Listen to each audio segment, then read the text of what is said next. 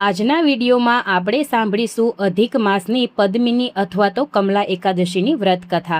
યુધિષ્ઠિરે ભગવાન શ્રી કૃષ્ણને પુરુષોત્તમ માસની એકાદશીના નામ અને વિધિ પૂછતા તેમણે જણાવ્યું કે આ માસની સુદની એકાદશીને પદ્મિની અથવા કમલા એકાદશી કહેવામાં આવે છે। વ્રતનો આરંભ આગલા દસમના દિવસથી કરવો। વ્રતધારીએ માંસ, મદ્ય, મસૂર, શાક, ચણા, કોદરી, પારકું, અન્ન, કાસાનું પાત્ર આ બધી વસ્તુનો ત્યાગ કરવો।